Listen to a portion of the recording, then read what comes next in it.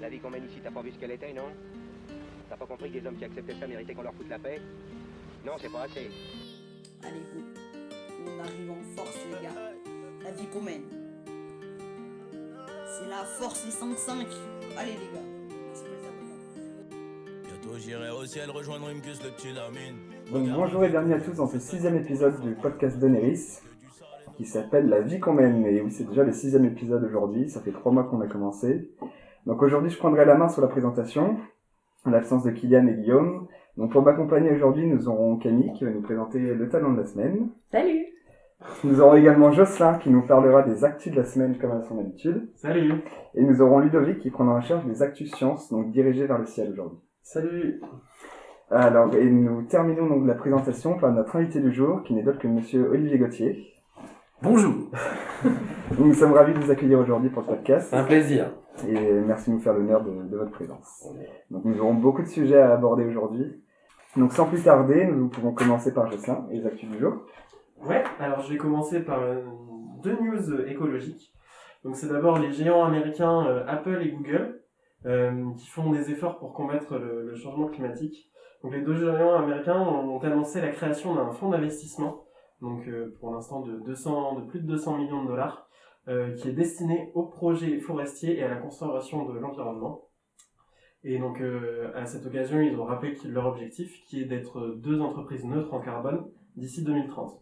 Donc c'est quand même un défi assez important, sachant que c'est quand même deux industries qui sont assez polluantes, que ce soit Google avec tout ce qui est Drive, etc. Parce que Google c'est aussi YouTube, tout ce qui passe par Google, et voilà, Apple avec les MacBooks, les iPhones et tout ça. Donc c'est quand même des industries qui sont très polluantes. Et pour la même occasion, Google a ajouté une nouvelle fonctionnalité à Google Earth, donc qui est le site internet sur lequel on peut voir les images satellites de la Terre. On a désormais la possibilité de faire des timelapses. Donc en fait, Google a compilé des images satellites depuis 37 ans, et donc ça permet de voir l'impact, l'évolution de l'homme sur la planète. Donc il y a des images qui sont assez impressionnantes. Je pense notamment au Moyen-Orient, à Dubaï, etc. Il y a 20 ans, il n'y avait rien, si ce n'est du désert, et maintenant c'est des villes qui sont immenses. Donc si vous êtes curieux, vous pourrez aller voir. Ensuite, une autre news écologique, donc c'est l'application Greenly qui vient d'être lancée. Et en fait, cette application, elle va vous donner votre empreinte carbone en fonction de votre relevé bancaire. Donc en fait, elle va se synchroniser avec votre application bancaire sur votre téléphone. Et en fonction de ce que vous avez payé, ça va vous donner un total en équivalent de kilogrammes de CO2 par mois de tout ce que vous avez fait. Donc il y a par exemple l'abonnement Netflix, ça rejette 17 kg de CO2 par mois. Donc je sais pas si partager un compte Netflix ça divise ou pas, mais voilà. Et donc l'objectif c'est de faire prendre conscience aux gens de leur pollution dans leur vie de tous les jours. Donc voilà, s'ils vont tous les matins prendre un café au Starbucks ou ce genre de choses, voilà, ça va compter à chaque fois. Bon, il y a forcément quelques limites, notamment pour les courses. En fait, ça se base sur le panier moyen en fonction du prix. Donc là, ils ont fait des études avec un panier moyen de 50 €. Les gens achètent ça. Mais voilà, du coup, ça tient pas compte de vraiment ce qu'on achète. Donc c'est sûr que si on achète 50 € de fruits bio ou 50 € d'électronique dans un supermarché, en fait, ça va nous mettre la même quantité de CO2, mais ce sera pas vraiment la même. Et ça tient pas compte non plus vu que ça ne sait pas ce qu'on a acheté vraiment, ça tient pas compte des engagements que certaines marques ont pu prendre, notamment, comme j'ai dit tout à l'heure, Apple et Google, qui ont pris un engagement pour être neutre en carbone d'ici 2030. Il y a certaines marques qui font des efforts pour limiter leurs émissions de carbone dans leur production de produits. Et donc voilà, ça ne prend pas en compte. Mais l'objectif de cette appli, c'est surtout de faire prendre conscience aux gens que la manière dont ils consomment, ça a un impact sur la planète. Et enfin, dernière news, qui va faire écho aux news de Ludovic. On va parler de Thomas Pesquet, qui est en ce moment au-dessus de nos têtes. Donc il a décollé hier, le spationaute français a décollé hier, donc hier on est le 23 avril, aujourd'hui on est le 24, à 11h49 de Cap Canaveral. Le décollage s'est bien passé, il n'y a pas eu de problème. L'arrimage de la capsule est prévu en ce moment où on enregistre ce podcast. Donc la procédure va se dérouler à 11h10, va commencer à 11h10 pour une ouverture du SAS prévue à 13h15. Parce qu'en fait il y a un délai de 2 heures entre le moment où la capsule est arrimée et le moment où ils peuvent ouvrir le SAS pour être sûr qu'il n'y ait pas de fuite entre la capsule et l'ISS. Et Thomas Pesquet sera dans la deuxième partie de son séjour le premier commandant français de l'ISS. Il avait déjà été sur la station spatiale internationale, j'en avais déjà parlé il y a quelques mois de ça. Mais là, ce sera le premier commandant. Alors le commandant est surtout responsable en cas d'urgence. C'est pas vraiment, il a pas vraiment un rôle de leader, mais c'est lui qui prend les décisions en cas d'urgence, en cas de problème, donc incendie, problème électrique, etc. Qui peut être assez dramatique sur l'ISS. Et donc il est parti avec les capsules Crew Dragon, donc de la société américaine SpaceX. Et donc ces vols sont très importants pour les Américains, car c'est seulement le deuxième vol habité depuis 11 ans, après l'arrêt de la navette spatiale, qui avait été arrêtée en 2011. Donc depuis 10 ans, pardon. On a arrêté en 2011 suite aux accidents de Challenger en 86 et Columbia en 2003. Voilà. Donc moi, pour rebondir sur ce que vient de dire Jocelyn, je vais parler de l'actualité spatiale de la semaine qui a été très riche. Donc je vais commencer moi aussi par Thomas Pesquet, mais plus sur les objectifs de sa mission, qui sont notamment premièrement de préparer de futures missions sur la Lune ou sur Mars, en s'entraînant à résister à la pesanteur qui est différente et en s'habituant à passer de longs mois dans l'espace. Et il y aura aussi donc des missions à remplir de sciences, 232 exactement, avec une mission phare qui sera l'étude de mini-cerveaux et le vieillissement de ces cellules souches, des cellules souches de ces cerveaux, puisqu'en effet elles s'accélèrent, enfin ce vieillissement s'accélère dans l'espace et c'est un bon modèle pour avoir un vieillissement accéléré et voir comment vieillissent nos cellules et essayer d'en trouver des débouchés sur la médecine de demain. Et il y aura également une mission d'exploration entre guillemets, de comment ça se passe en dehors de l'ISS, donc avec 4 sorties qui seront au programme où les astronautes présents à l'intérieur de la station vont sortir de la station et se balader un petit peu sur les parois de la station en orbite. Et donc, comme je le disais, l'actualité spatiale de la semaine est riche, puisqu'en effet, le robot Perseverance qui est sur Mars et donc a été envoyé sur Mars par la NASA, a réussi à produire de l'oxygène à l'aide du dioxyde de carbone présent sur la planète. Donc, dans l'atmosphère de Mars, à partir de CO2, ils ont formé de l'oxygène et du gaz carbonique.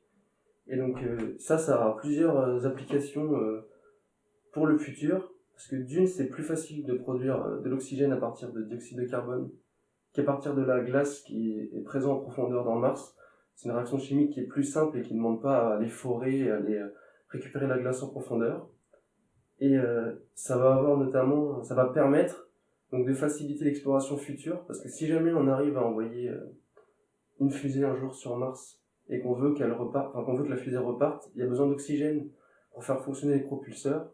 Et donc l'oxygène qu'on va réussir à produire va permettre de rentrer.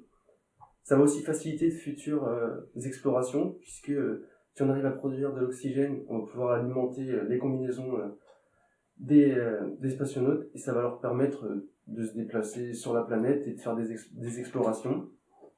Et dans un futur encore plus lointain, si on arrive à transformer une grande quantité de dioxyde de carbone en oxygène, on pourra éventuellement former des dômes et pourquoi pas habiter sur la planète rouge. Et donc, qu'est-ce qu'a réussi à faire le robot en termes de quantité ? Il a réussi à produire 5 grammes d'oxygène, et ce qui permettrait de respirer 10 minutes pour un être humain. Donc c'est peu pour l'instant, mais peut-être que dans le futur, ça sera gigantissime. C'est déjà pas mal. C'est vrai que 10 minutes, t'as le temps de faire une petite balade. Merci à vous deux pour ces actus. Donc je pense qu'on va garder un petit peu la tête dans les étoiles avec vous, monsieur Gauthier, puisqu'on va parler non pas seulement de chirurgie, mais un petit peu de littérature, de poésie et de musique. Donc l'interview va se dérouler un petit peu en 2 phases. Donc avec des questions qu'on a préparées pour guider la discussion, et ensuite on a réalisé un sondage auprès des étudiants de l'IRIS avec des questions qu'ils voulaient vous poser. Voilà. Donc pour commencer, on voulait vous demander si vous aviez une petite anecdote concernant votre parcours, votre vie étudiante, une petite anecdote rigolote pour commencer cette interview. La plus rigolote sans doute, effectivement, si c'est rigolo, parce que j'en ai 2 en tête, mais bon, on peut en faire les 2. Si vous je vais garder la plus rigolote. Je sais pas si c'est encore, en ce moment on voyage pas beaucoup, mais à la fin de mes études, quand j'étais étudiant, j'avais été vice-président du bureau des élèves et j'avais été avec ma promo responsable du voyage de promo. Vous avez un voyage à la fin de nos études, où partaient ceux de la promo qui voulaient, et on est allé en Turquie. C'était en 93, donc c'est pas d'hier. Et on part en Turquie, la semaine se passe super bien, voilà, pas de souci. Et le dernier soir, mes camarades de promo, pour me remercier, on avait la fête c'était dans un club de vacances, sur la côte adriatique. Et mes camarades se réunissent, montent sur les tables, dans une ambiance un peu enfumée, alcoolisée et musicale. On avait un peu privatisé le restaurant. Ils montent sur les tables et ils étaient une quinzaine. Et là, ils se dépoilent tous, garçons comme filles. Et en fait, ils avaient marqué sur leurs fesses et sur leurs seins, fesses pour les garçons, seins pour les filles, avec des grandes marques rouges. Ils avaient marqué « Merci Olivier ». Voilà. Bon, en pleine soirée, comme ça. Alors la soirée s'est bien terminée, et puis quand finalement ça s'est un peu étiolé, il se trouve que avec un de mes camarades, Alain Delamarre, dont je crois qu'il y a un des enfants qui est à l'école en ce moment, on a été convoqué par le directeur de l'hôtel. Et là, on a une grosse angoisse façon Midnight Express un peu. Il nous a dit que c'était interdit, qu'il fallait pas faire ça dans un pays comme la Turquie. Déjà à l'époque, c'était pas super fun.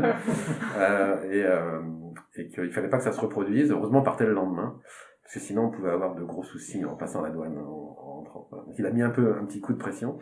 Et comme on était encore un peu dans les vapeurs, ça nous est un petit peu passé au-dessus. Mais voilà, j'ai gardé ce souvenir assez extraordinaire de ce voyage qui venait un peu clore le cycle d'études et l'esprit de promo qu'on avait qui était assez fort à l'époque, même si aujourd'hui on voit assez peu finalement. Donc c'était plutôt un très joli souvenir en tout cas. Merci pour cette anecdote.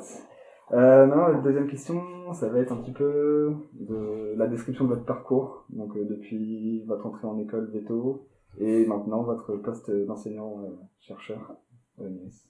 Très bien. Très bien.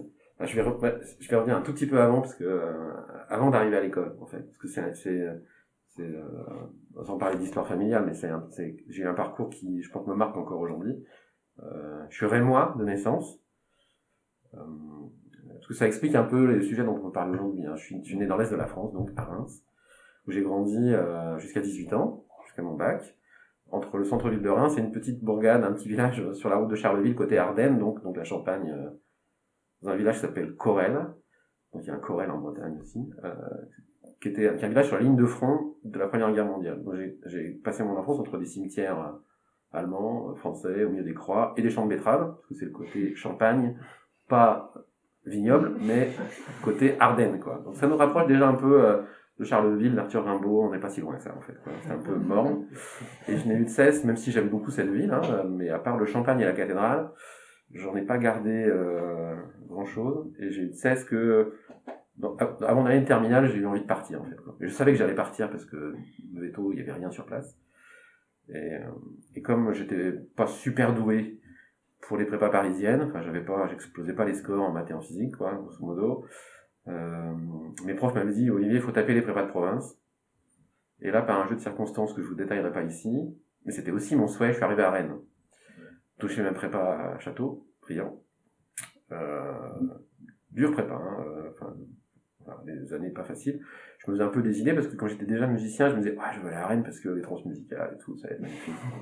Donc j'ai vite déchanté pour n'aller aux transmusicales que quand j'ai intégré l'école de Nantes. Et là, ils connaissent des trucs extraordinaires. Par exemple, voir Nirvana en concert, c'est quand même un truc que tout le monde n'a pas vu, c'était quand même extraordinaire. Bref, Châteaubriand 2 ans, et puis l'intégration à Nantes. La première année, si j'avais intégré la première année, je serais à la Maison Alfort, sans doute. Pression familiale, voulant me faire revenir un peu dans la région d'origine. Et puis, j'ai trouvé que de toute façon, quand on n'est pas breton chez les Bretons, on devient breton, un peu. Ce qui fait que j'étais un peu assimilé. Au bout de 2 ans, ça ne se faisait plus de différence. Et comme tous mes camarades qui intégraient allaient à Nantes, la question s'est pas posée. J'ai suivi le bataillon et voilà, je suis venu à Nantes, où j'ai passé 4 années. À l'époque, c'était 4 ans. Assez merveilleuse, il faut bien le dire. À la fois parce que j'ai découvert mon métier. Et c'était pas, à la fin, c'était pas l'idée que je m'en faisais, hein. Au début, quand je suis arrivé, j'étais comme vous tous, je pense, je fantasmais un peu le métier de vétérinaire sans trop le connaître, même si mes grands-parents maternels étaient éleveurs de vaches dans les Vosges. Donc c'était pas si loin, mais évidemment, je voulais soigner des dauphins, les animaux de la faune sauvage, des zoos en Tanzanie, des éléphants d'Afrique, enfin, bon, une vision assez fantasmée. Et puis finalement, à la fin, il y a eu quelques rencontres décisives pendant mon cursus qui ont fait que j'ai découvert la chirurgie, ça m'a plu, et puis les choses se sont embrayées. À la fin de mes études, j'ai travaillé pendant 2 années en clientèle, essentiellement mixte. Donc j'avais quelques attaches bretonnes à l'époque du côté de Quintin. C'est là qu'était localisée ma deuxième anecdote, on pourra en reparler si vous voulez, dans les Côtes d'Armor. J'ai travaillé en Sarthe, j'ai travaillé à Bru, pas très loin d'ici, enfin au sud de Rennes. Très rapidement, pour me rendre compte que j'allais m'ennuyer en pratique. Même si c'était des endroits à chaque fois super, hein, j'ai absolument rien à dire, mais travailler un peu tout seul, avec un sentiment que finalement la progression dans mon métier allait se faire de façon un petit peu difficile et ne plus être dans un système d'apprentissage permanent ou de transmission, ça me convenait pas. Donc j'ai profité d'être entre les remplats à droite à gauche comme ça pour rattraper un cursus universitaire. À l'époque, il fallait une maîtrise de sciences biologiques et médicales pour pouvoir rattraper un cursus universitaire. Il n'y a pas d'équivalence entre les études véto et les masters. Donc j'ai fait une maîtrise de sciences biologiques et médicales à la fac. Coup de bol, j'ai eu des équivalences parce que physio et pharmaco, j'ai choisi des modules pour lesquels j'ai eu des équivalences par rapport à mes études véto, donc c'est très bien. J'ai fait un truc de pharmacologie clinique, appliqué aux essais cliniques, qui était intéressant. Et puis après, je suis parti à l'armée. Donc ça a l'air d'être un peu vétéran, mais c'était une époque où le service militaire existait encore. Donc je suis parti à l'armée. J'ai eu la chance de faire mon armée entre Rennes et Nantes, rattaché en partie au service de chirurgie déjà à l'époque, puisqu'il y avait un assistant militaire traditionnellement qui était donné au service. Donc voilà, je suis pas parti très très loin, mais j'avais en charge l'inspection de tous les chenils, ce qui m'évitait de faire de l'hygiène alimentaire et d'inspecter les cuisines. J'avais en charge l'inspection des chenils de tous les corps d'armée, de Cherbourg à Rochefort. Donc la partie ouest. Donc j'ai visité des bases sous-marines, des bases aériennes, des gendarmeries, des commissariats. Pas trop de police à l'époque, il n'y avait pas trop. Et je m'occupais des chiens. Voilà. Un de mes grands souvenirs dans cette année-là, c'est... il y en a 2. Il y a Couët-Quidan. C'est un circuit Couët-Quidan à côté de Rennes, là, dans la forêt de Pinton, où il y a le plus grand chenil de l'armée de terre, à part Suippes, qui est à côté de Reims, où je suis allé aussi. Et c'était la guerre des Balkans, enfin c'est la guerre de Yougoslavie à l'époque, hein. Et moi je suis parti à l'armée, j'étais thésé, donc j'avais le grade de capitaine. Donc j'étais un officier, voilà. Et donc quand j'allais à Couët-Quidan et comme j'étais pas habillé en médecin mais en officier de l'armée de terre, quand j'arrivais, les gens qui me connaissaient pas m'identifiaient à un capitaine, j'avais la coupe réglementaire. Et donc ça a été une grosse expérience parce que j'ai eu l'impression de vivre aussi de l'intérieur, donc c'est là que sont formés tous les officiers de l'armée de terre, hein, à Saint-Cyr. J'ai eu l'impression de vivre un petit peu, d'avoir un peu, à chaque fois que j'y allais, cette atmosphère de guerre qui se déroulait pas si loin de nous, hein. Aujourd'hui, je suis prof associé à la fac de Belgrade, donc il y a peut-être des choses aussi qui viennent de là, j'en sais rien. Donc ça, c'était une expérience très très intéressante. La deuxième anecdote pendant l'armée, c'est que un après-midi, avec des gendarmes de Saint-Nazaire, où on va faire un exercice d'évacuation de boîte de nuit, donc en pleine journée, hein, mais pour mimer avec des chiens. Là, on fait l'exercice, donc boîte de nuit, musique, lumière, fumigène, etc. 10 personnes à l'intérieur pour mimer le public, et puis nous, on mime l'exercice d'entrer dans la boîte de nuit avec les chiens. Donc c'était un peu un jeu de rôle un peu idiot, il s'est rien passé de terrible. Le plus important, c'est ce qu'on a fait après, c'est-à-dire qu'on est resté attablé à la boîte de nuit pendant 2 heures, à boire autre chose que de l'eau, avec des gendarmes. Ce qui était un peu étrange. Ce qui fait qu'à 5 heures de l'après-midi, tout le monde était dans un état un peu comateux, y compris les forces de l'ordre, et donc c'est un peu relativisé, et mis un peu de convivialité dans le rapport que je trouvais avec les gendarmes, qui sont des gens que j'apprécie la plupart du temps. Évidemment, évidemment, sauf qu'ils en ont après moi, mais ça arrive assez rarement. Fort heureusement. Voilà. Et puis, après l'armée, j'ai embrayé sur un DEA, un master en recherche. Parce que j'étais convaincu que finalement, la clientèle, ça allait pas être pour moi. Et donc, j'ai fait un master recherche à Paris, en biologie du milieu buccal et osseux. Donc déjà, je me suis inscrit sur une thématique osseuse. Et en même temps, chaque fois que je revenais à Nantes, j'avais des vacations pour être au service de chirurgie. Il se trouve que j'étais major de mon master, j'ai eu une bourse de thèse, et j'ai fait ma thèse d'université entre Paris et Nantes, toujours sur la thématique des greffes osseuses et des matériaux de remplacement de l'os. Et toujours, entre-temps, chaque fois que j'avais du temps, j'étais vacataire au service de chirurgie. Tout ça m'a amené à passer ma thèse d'université, on est en 99 là, et je fais la rencontre de celle qui est ma femme aujourd'hui. Je l'avais fait quelques années auparavant, qui est elle-même étudiante sortant de Nantes, mais on n'est pas dans la même promo et on s'est rencontrés après nos études. C'est un peu bizarre, mais quand on était à l'école, on évoluait dans des cercles d'amis assez différents. Donc on s'est pas trop rencontrés pendant nos études, finalement on se connaissait mais on se côtoyait pas. Et puis un ami commun nous a rapprochés à la faveur d'une soirée. Et les choses voilà, se sont mises en route. Et elle aussi avait fait le choix de s'écarter de la clientèle. Aujourd'hui, elle co-dirige une très grosse unité de recherche en immunologie au CHU de Nantes, qui s'appelle le CRTI, Centre de recherche en transplantation et immunologie, qui est le deuxième centre européen de greffe d'organes, reins, pancréas. Donc tout le monde a oublié qu'elle est vétérinaire.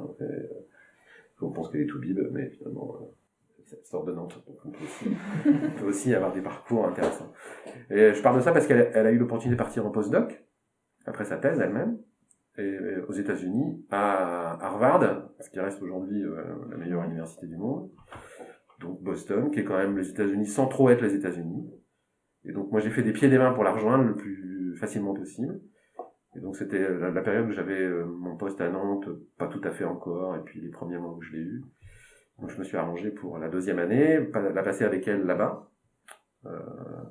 parce que dans le building où elle travaillait, au premier étage, il y avait le labo d'immuno, et puis elle me dit, Olivier, au rez-de-chaussée, il y a un labo d'orthopédie biomécanique, je les connais pas, mais peut-être que la prochaine fois que tu viens, il faut aller les voir. Et en fait, j'ai frappé à ce labo, ils m'ont ouvert, j'ai été reçu par le directeur du labo, qui à l'époque était un Suisse allemand, qui est revenu à Zurich depuis, qui est prof de bioingénierie à Zurich maintenant, qui dirigeait le labo d'orthopédie biomécanique d'Harvard, qui me dit, Olivier, super, on va faire des manips ensemble. Et donc, au bout de 2 heures, on avait un plan de manip. Je rentre à Nantes, je fais les manips, je repars avec les échantillons à Boston où je reste 6 mois. Et je fais donc un postdoc à Boston, où je valide une publi avec Harvard, ce qui est déjà pas si mal. Ma femme rentre de Boston, et moi je continue à y aller pendant 1 an et demi, de façon un peu régulière, pour finir le travail que j'avais commencé, donc j'étais un peu en décalé dans mon projet de postdoc par rapport à elle.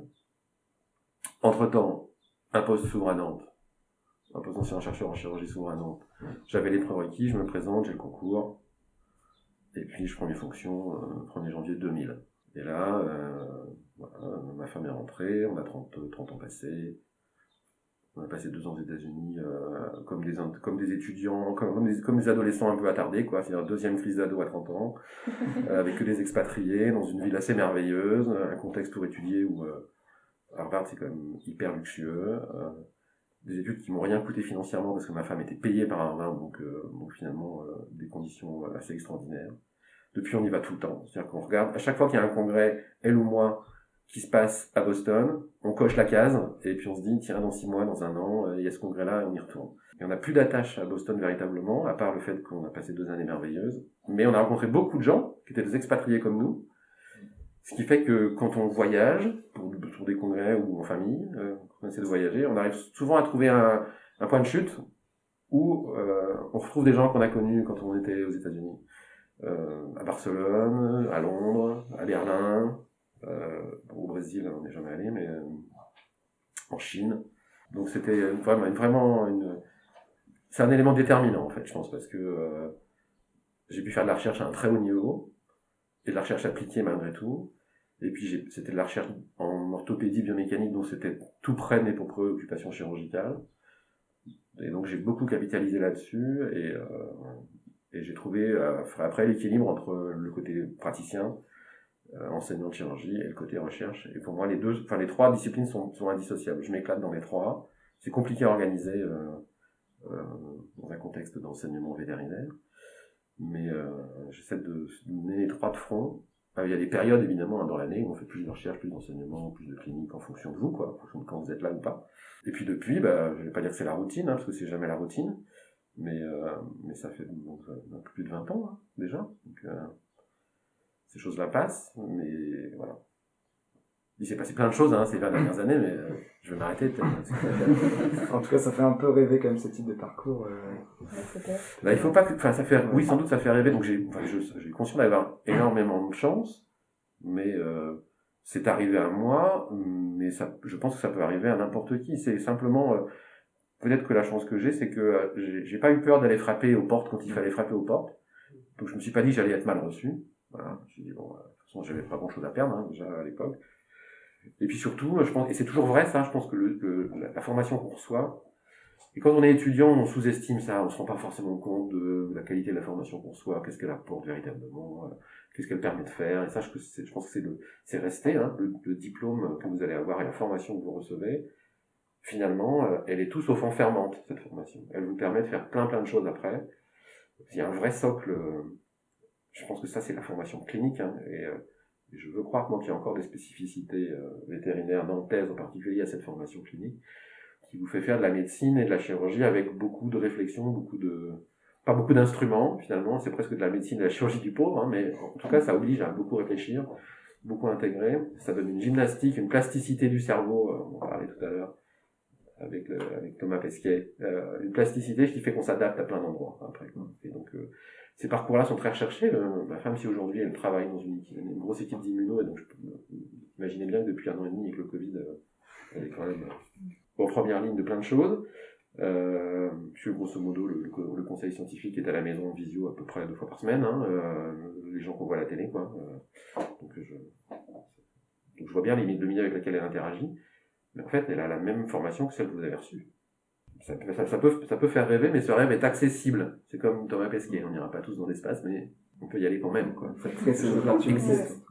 Et donc c'est pas rare, il faut surtout pas avoir peur. Je pense qu'il faut sans doute retenir de ça, si ça doit être exemplaire d'une façon ou d'une autre, c'est que c'est possible. Ces choses-là peuvent arriver. Alors, il faut rencontrer les bonnes personnes, ouvrir les bonnes portes, taper aux bonnes portes, il y a un peu de chance, évidemment. Il y a un peu il faut que ce soit synchrone un peu, quoi, ces choses-là, mais si elles sont arrivées à moi, elles peuvent vous arriver à tous, quoi. Voilà. Ça n'a rien d'extraordinaire. Ça rejoint un peu le parcours de François Merin, ce qu'on a reçu au dernier podcast, qui a aussi beaucoup voyagé entre la Suisse, la Belgique, Le Canada. Le le Canada. Canada. C'est vrai que Oui, je pense que il faut retenir ça, c'est-à-dire que il faut garder les yeux ouverts, en fait, quoi, et puis ne pas avoir peur d'aller se confronter à des expériences autres. Et moi, je pense que je suis allé à peu près dans tous les pays, j'ai fait des cours dans à peu près tous les pays occidentaux, j'entends, y compris le Moyen-Orient, la Turquie, où je suis retourné après plusieurs fois à faire des cours, des enseignements. Je suis très attaché à l'Europe de l'Est. Parce que je pense que ce que m'a appris mon séjour aux États-Unis, c'est que j'étais européen. Vraiment. Et puisque l'opportunité nous avait été donnée à l'époque de rester aux États-Unis pour y vivre. Et en fait, on s'est posé la question, on aurait pu, ça aurait été très confortable, je pense. Et on s'est posé la question de savoir si on voulait construire une vie et une famille dans un environnement américain. Et en fait, non. Donc on est rentré en Europe parce que je pense que j'avais une vision assez fantasmée des États-Unis, Coca-Cola, Starsky Hutch, et que je parlais anglais parce que je regardais les séries, j'écoutais la musique, etc. Mais en fait, ces gens-là sont très différents de nous. Boston, c'est une vision un peu faussée parce que c'est une ville qui est restée très européenne, très cosmopolite, donc qui donne pas forcément une idée de ce que l'Amérique vraiment. Mais après, j'ai voyagé, pendant que j'étais aux États-Unis, j'ai pas mal voyagé aux États-Unis.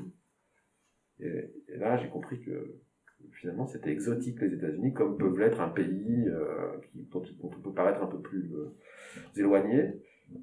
Et que finalement, je me souhaite beaucoup plus d'atomes crochus quand je suis rentré en Europe et que je marche dans des villes comme Vienne, Saint-Pétersbourg, Berlin. Je me sens plus chez moi. En tout cas, c'est plus ma culture que d'aller aux États-Unis. Donc il faut pas hésiter. Et ça, c'est le métier d'enseignant-chercheur.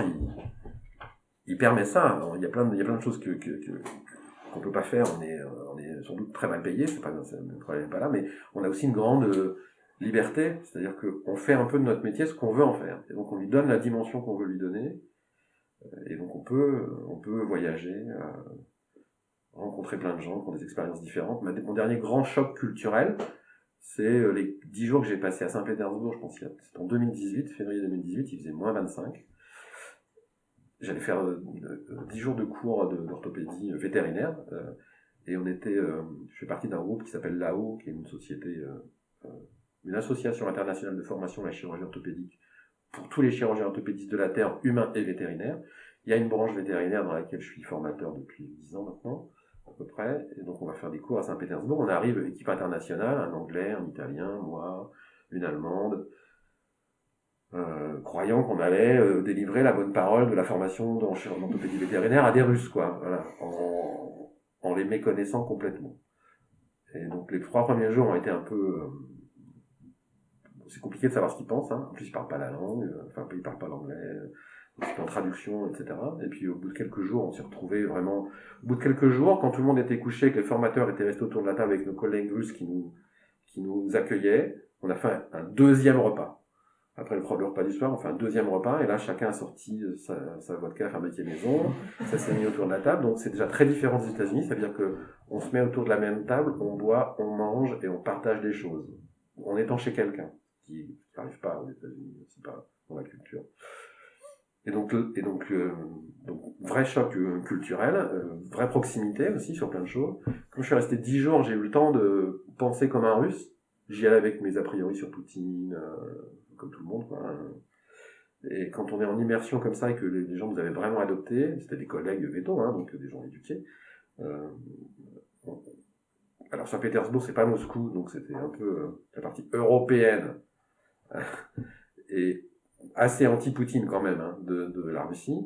Mais on voyait les choses un petit peu différemment. On comprenait ce que Poutine représente pour les Russes. On voit Poutine, nous, de l'extérieur, en disant que il est ce qu'il est.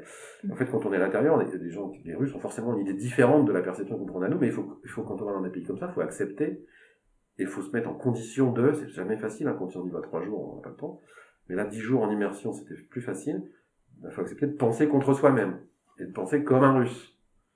Et donc là, on voit les choses un petit peu différemment. Ça n'a pas changé mon avis, ça n'a rien atténué de ce que je peux penser ou pas, mais en tout cas, j'ai essayé de me mettre dans cette situation-là. Et pour en revenir à ce vrai choc, c'est qu'en fait, ces gens-là nous ont sorti des implants d'orthopédie qui sont faits eux-mêmes par les Russes, qui étaient très en avance par rapport aux implants qu'on amenait nous, Européens, Américains, Occidentaux. Et c'est pas pour rien qu'ils ont été les premiers dans l'espace, c'est pas pour rien, comme vous l'avez rappelé tout à l'heure, que tous les Américains sont partis avec des Soyouz depuis 15 ans, quoi, parce qu'ils sont capables de faire des choses, mais comme ils sont ni dans les congrès de langue anglaise, donc ni en Europe ni aux États-Unis, qui ne publient pas dans les revues scientifiques, ils ont leur propre système, et donc ils vivent entre eux, à l'échelle du continent que représentaient les républiques socialistes soviétiques, et donc en fait on ignore complètement ce qu'ils font.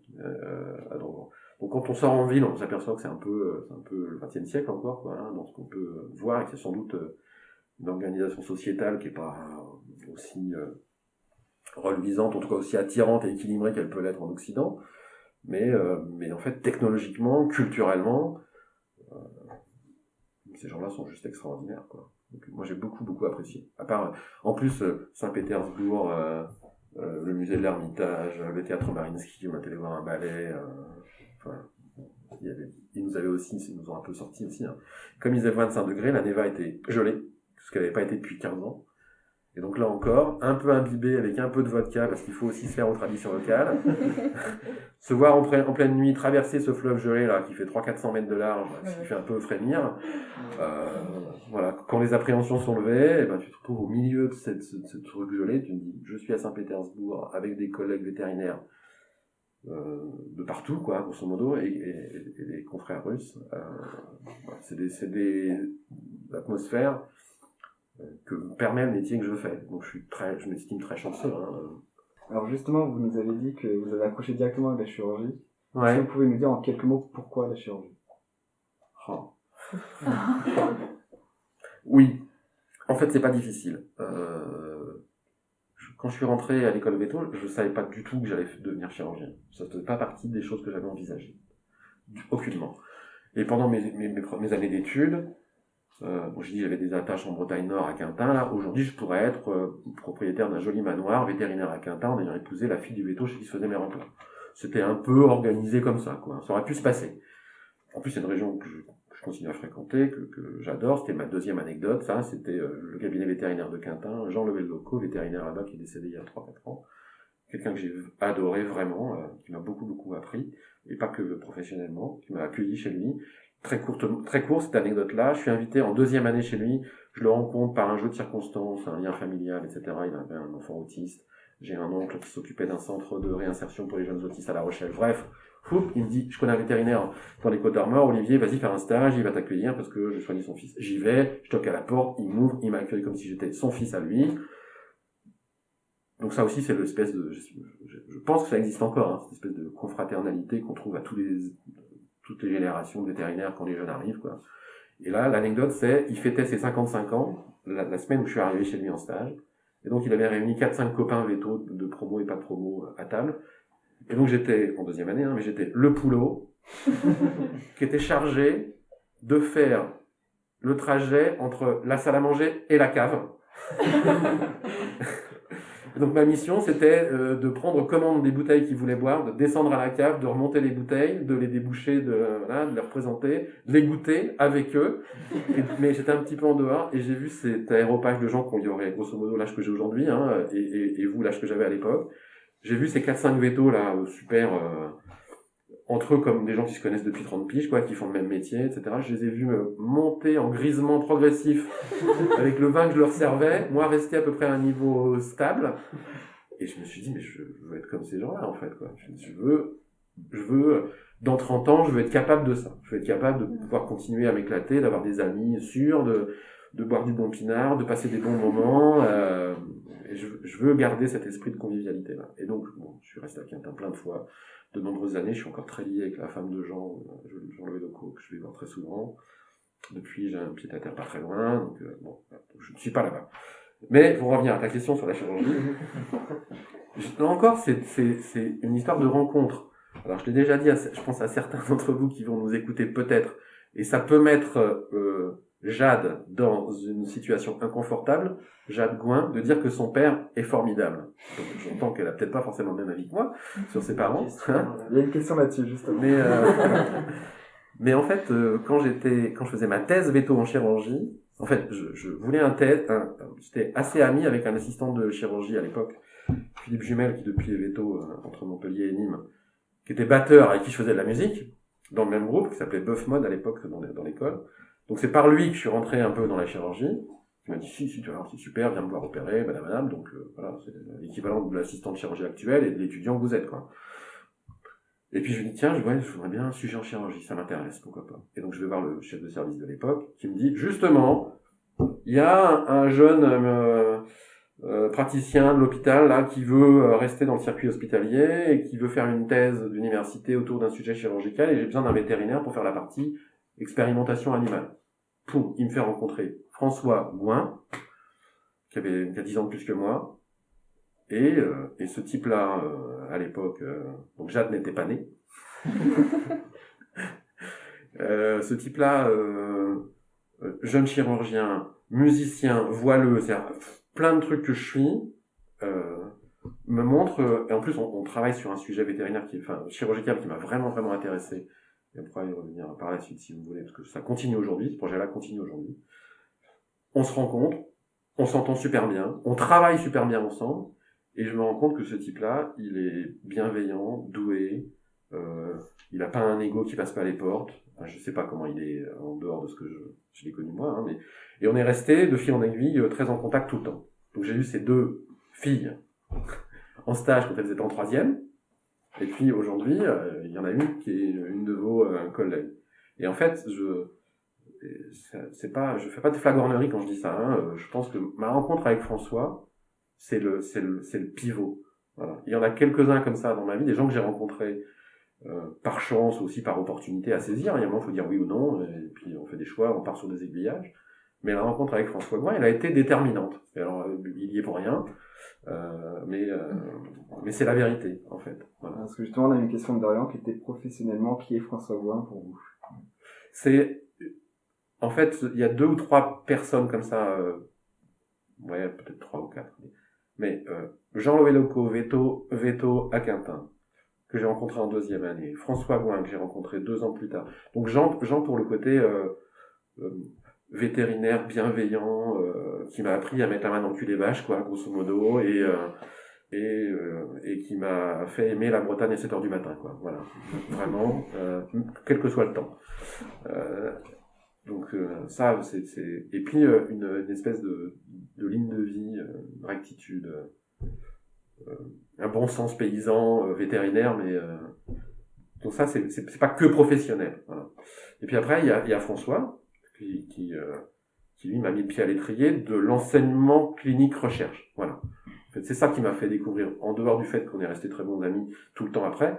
Je pense que ce qui m'a montré, c'est qu'on pouvait faire de l'enseignement, de la clinique et de la recherche à un bon niveau, les trois, en s'épanouissant, en secteur public.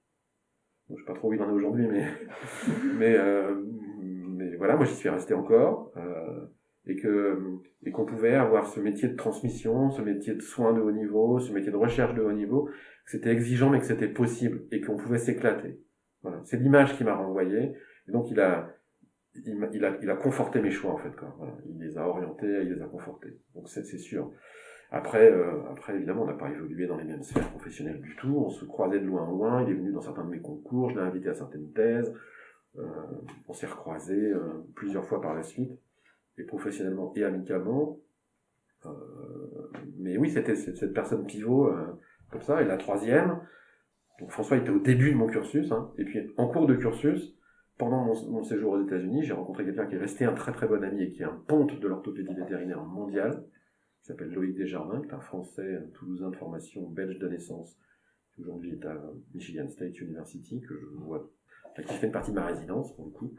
Si tu mets ces 3 personnes-là, l'une à côté de l'autre, bon, Jean est décédé, mais les deux, enfin François et Loïc, sont des gens qui m'ont inspiré, guidé, et à leur corps défendant. Voilà. Ils n'y sont pour rien, je pense. Mais on n'est pas, et moi ça je l'ai appris à l'usage, hein, on n'est pas responsable de l'image qu'on renvoie et de l'image que les autres se font de vous. On est juste naturel. Et puis après, les gens qui sont en face de vous, ils prennent pas, ils accrochent pas, ça les inspire ou pas. Les choses se font naturellement. Mais voilà, François Gouin, il a été inspirant pour moi, vraiment. Très bien. Donc si vous le voulez bien, on va changer un peu de sujet. Ouais. On va parler de vos autres passions, qui sont la littérature, les poésies, la musique également. Ouais. Donc il y a 2 semaines, nous avez proposé une lecture de poèmes sur via Zoom. Et c'était un peu votre printemps des poètes à vous. Ouais. Quel rapport vous avez avec la poésie ? J'ai le même rapport avec la poésie qu'avec la musique, je pense. Et en fait, c'est parce qu'il n'y a pas de printemps des musiciens que ça aurait pu proposer un truc autour de la musique. C'est pas un problème. C'est pas si éloigné, hein, les deux sont quand même très très très proches. Je pense que historiquement et au quotidien, il y a sans doute plus de musique dans ma vie qu'il y a de poésie. Mais j'ai retrouvé ces dernières années, encore une fois par certaines rencontres, j'ai retrouvé un ancrage dans la poésie qui je vais le dire rapidement, qui m'aide à vivre. Voilà. Je pense que c'est aussi l'âge venant. J'ai perdu mes parents assez tôt. On est comme tout le monde, quoi. La vie nous passe dessus. Parfois, on a subi plutôt qu'on l'oriente. Et quand il faut trouver des bouées pour essayer de surnager, la musique et la poésie, ça m'a permis ça, vraiment. Et j'en ai parlé l'autre jour, mais ça fait 10 ans, un peu plus maintenant, que je vais étonnamment voyager à ce festival quand il existe. Et j'ai fait des rencontres extraordinaires là-bas, véritablement, avec des poètes essentiellement.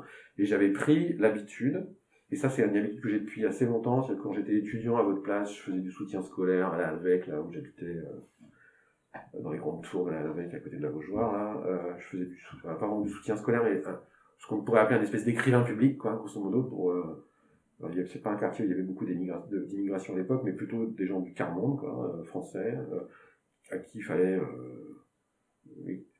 faire une lettre pour un loyer, rédiger une lettre de motivation, etc. Donc j'allais au centre social et puis je fais la main, bêtement.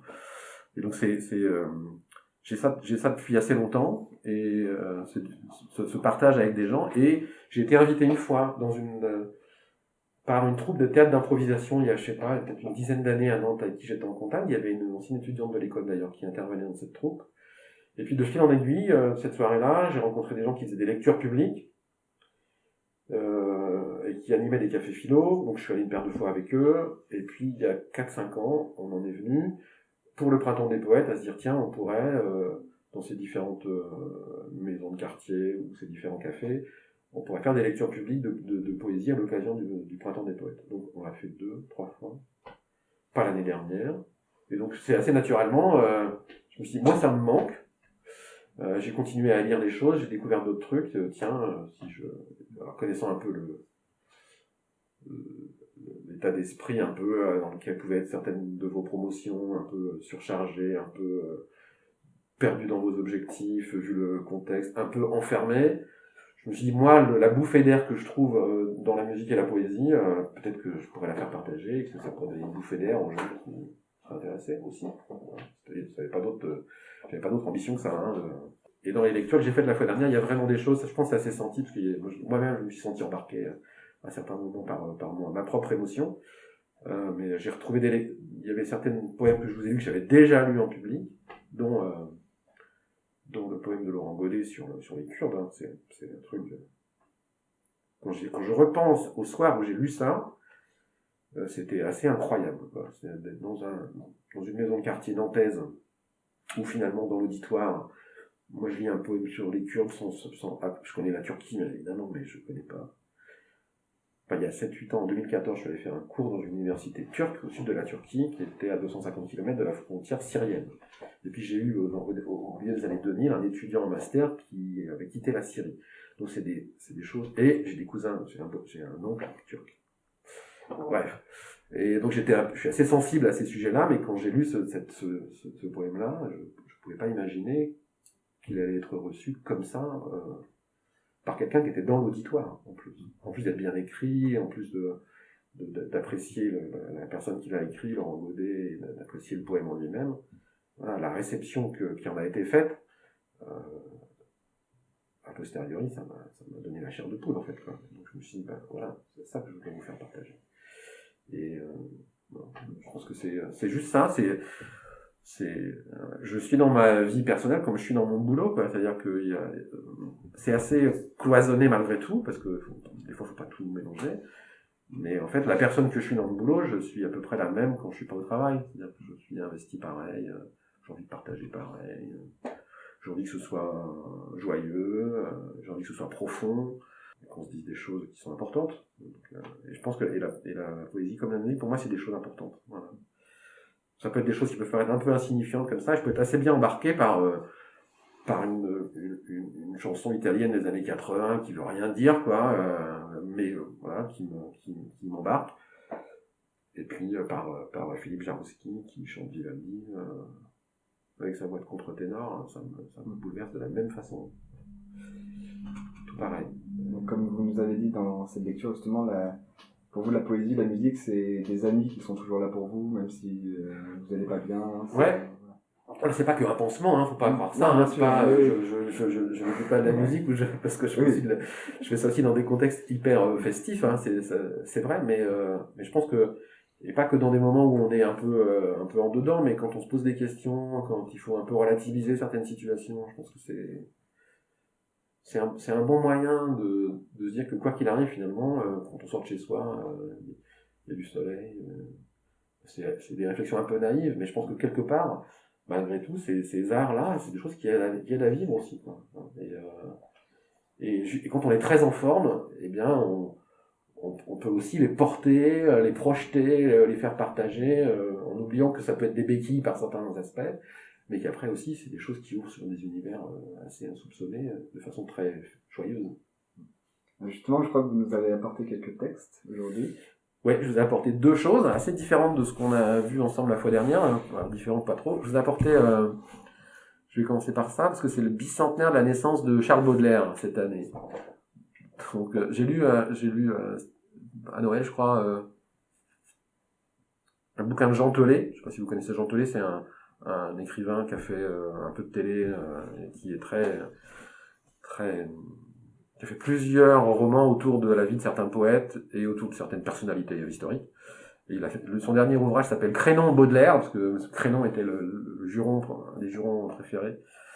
à l'époque de Charles Baudelaire. Et donc là, il y a Bernard Isler, qui est un dessinateur de bande dessinée, qui a fait une BD qui s'appelait Cendre dans les années 80, et puis qui a fait une BD d'anticipation avant les attentats djihadistes, tout ça, là, comme quoi les artistes sont souvent très en avance par rapport à...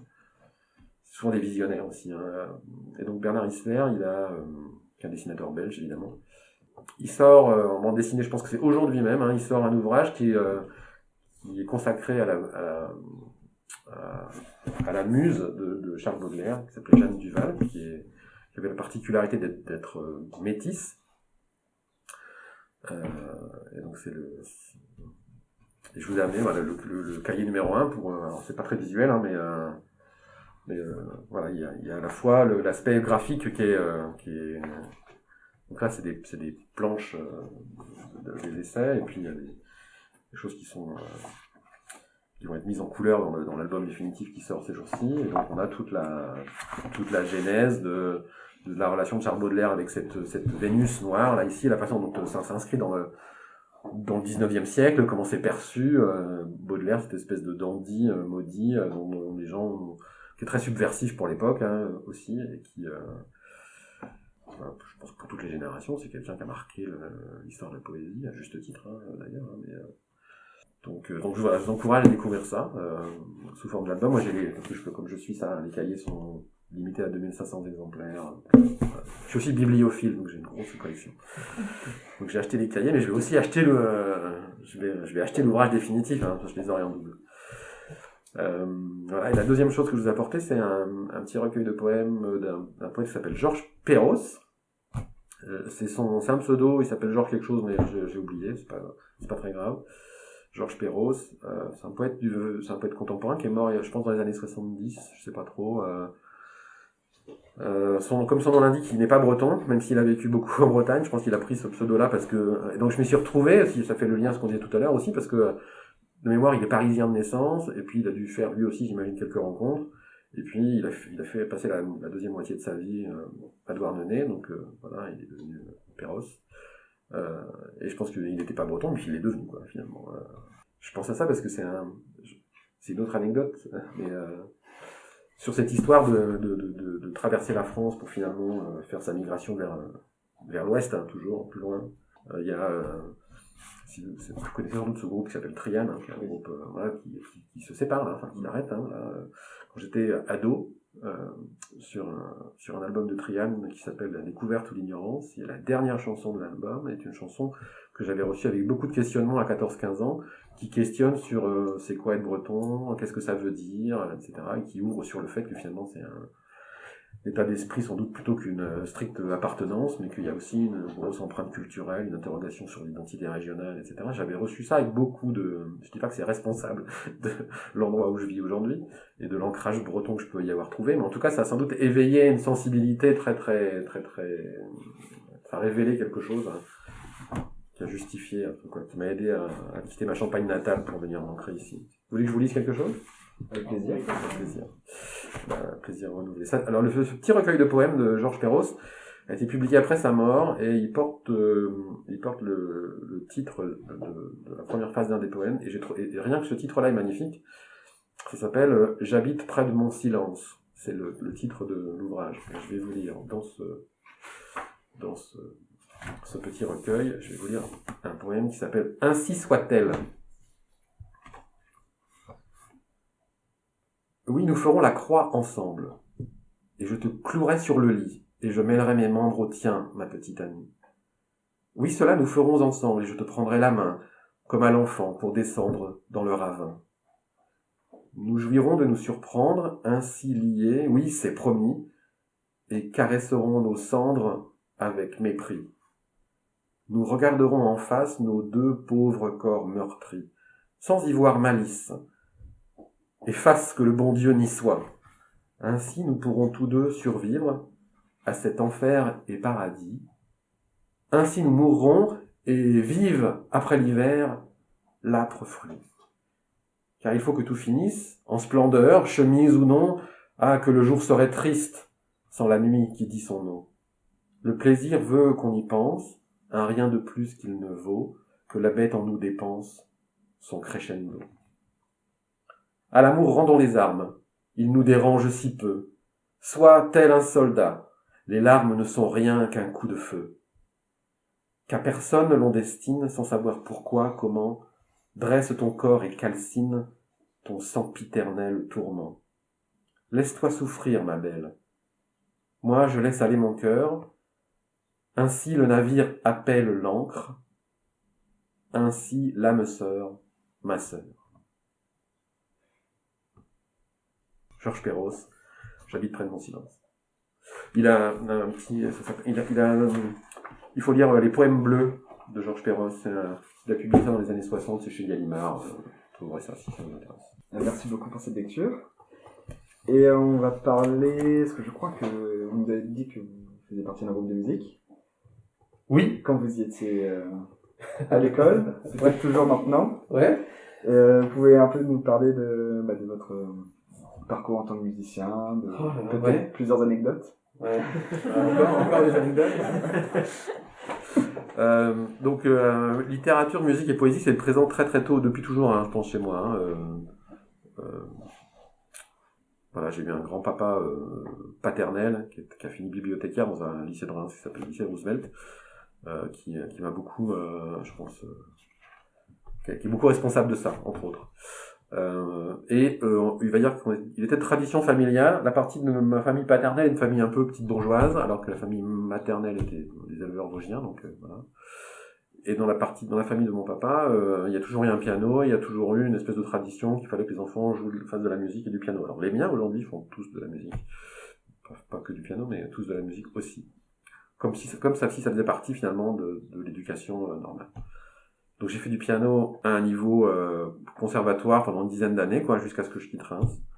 Enfin un peu avant, parce que j'ai quitté le conservatoire avec perte et fracas quand j'avais 15-16 ans, parce que je supportais plus l'ambiance, et la pression que ça mettait dessus. Et en plus j'avais un prof à l'époque qui était un des pianistes d'une chanteuse qui s'appelle Catherine Lara, qui existe toujours d'ailleurs, hein, qui un jour me demande qu'est-ce que tu veux faire, Olivier, quand tu seras grand, et je lui dis vétérinaire. Et donc je pense qu'il avait sur moi, qu'il avait projeté des images de lui-même, et qu'en fait c'est comme si je le trahissais, quoi. Et donc de son élève chouchou, je suis devenu du jour au lendemain son souffre-douleur, parce que j'avais formulé le souhait que j'allais sans doute pas faire du piano ma vie professionnelle. Et donc je suis resté une année de plus avec lui, et puis après je suis parti, parce que j'en pouvais plus. Donc bref, voilà, j'ai une formation de pianiste classique. Les 2 dernières années à Reims, je les ai passées dans une autre école de musique où c'était un peu plus délivré. Et en arrivant, voilà, il y a plein d'anecdotes, hein. C'est quand je suis arrivé, un truc idiot. Je suis à l'école Veto, et voilà, je veux refaire de la musique, et je veux. Il y a un groupe à l'époque, hein, qui existe, qui s'appelle Boeuf Mode, dont un des leaders est Jean-Michel Capelier. Et je vais passer une audition. Voilà. Il cherchait des musiciens pour aller dans le groupe. Je devais être en 2e année, je pense, hein. Et donc je franchis la porte, j'arrive, et ils me disent voilà, qu'est-ce que tu sais faire? Je dis moi je suis pianiste, claviériste. Alors pas de chance, on en a déjà un, et c'était évidemment Jean-Michel, qui est d'un niveau extraordinaire, hein, franchement. Et donc je m'apprête à partir, quoi, en me disant tant pis, c'est pas grave, à bientôt. Et là, je ne sais plus lequel, mais un de ceux qui étaient là me dit mais on n'a pas de chanteur, et donc il y a un micro là, et vas-y. Et puis voilà, c'est parti comme ça en fait. Et donc première expérience musicale à l'école Veto avec Boeuf Mode, un groupe qui a perduré jusqu'à quelques années après que j'ai fini, donc jusqu'en 1994-15 par là. On a animé des nuits Veto, des revues. À l'époque, il y avait ce spectacle-là qui s'appelait La Revue, où les étudiants montaient des sketchs un peu en guise de pastiche de leurs enseignants, qui avait lieu au Grand T à l'époque, je me souviens, hein, c'était l'Espace 44 à l'époque, c'est le Grand T aujourd'hui. On avait joué sur cette scène-là pendant la revue, et puis les 2 nuits Veto qu'on suivit, je crois, aussi. Donc première expérience. Deuxième expérience avec, à l'initiative, il faut bien le reconnaître, d'un assistant de chirurgie de l'époque, Ronan Cognet, quelqu'un qui avait un vrai talent. Et Ronan écrivait des textes très très très très très intéressant, très émouvant, dans une veine un peu tête raide, Noir Désir, si je dois un peu... Donc Bœuf Mode, c'était plutôt un groupe de bal pour faire danser, et Sélénite, c'est le groupe d'après, était plutôt un groupe avec des compositions, une vraie architecture musicale, toujours avec Jean-Michel Capelier, qui est un peu la caution musicale de tout cela, puis, il est vraiment excessivement talentueux. Et donc Sélénite, ça a duré jusqu'en 2003-2004. Moi j'ai quitté le groupe en 2003 parce que d'abord ma vie personnelle avançait, j'étais papa récemment, j'étais de retour des États-Unis, c'était compliqué à envisager dans l'ensemble de mes activités professionnelles, c'était plus compatible, surtout que le groupe a eu un développement jusqu'à se poser la question s'il n'allait pas être semi-pro, quoi, hein, puisqu'on avait remporté des tremplins nantais, donc moi au chant avec Renan à l'époque, des tremplins qui s'appelaient Esperanza, Bouge ta ville, qui sont des tremplins pour les sélections Printemps de Bourges et tout ça, donc des choses assez qui commençaient à prendre de l'ampleur. Et moi, le côté aller en répète le dimanche et que le groupe devienne comme le boulot, ça m'a pas plu en fait, quoi. C'est-à-dire qu'à partir du moment où ça devient une contrainte et plus, et donc c'était la même réflexion que finalement 15 ans plus tôt quand j'étais au conservatoire, quoi. Hein. C'était un peu de me dire non, quoi, j'ai pas envie d'aller dans cette voie-là. Et puis je voulais être chirurgien vétérinaire quand même. Hein, donc Sélénite s'arrête. Enfin, je quitte Sélénite d'abord, et puis 2 ans après, je pense que après tous les membres de Sélénite, sauf le batteur de mémoire à l'époque, étaient vétérinaires. Finalement, chacun suit sa voie. Puis si je pense qu'ils en avaient été vraiment les Rolling Stones, ça se serait su à l'époque, quoi. On leur a été plus tôt et ça se serait su plus tôt. Mais bref, un environnement semi-pro, des albums enregistrés, en vente à la Fnac, une photo dans le rock nantais des années 2000, si vous allez dans les bibliothèques municipales, vous trouverez une photo du groupe, avec des gens dedans. Dans la première version de Sélénite, il y avait Emmanuel Rizzi, hein, qui est veto, qui fait de la faune sauvage, qui a été, des NAC à Atlantia, enfin avec Faune Vet, et qui a été assistant de chirurgie aussi pendant quelques années à l'école. Et puis toujours Jean-Michel. Et puis après, j'ai plus fait de musique pendant assez longtemps, une bonne dizaine d'années, je pense, peut-être même un petit peu plus.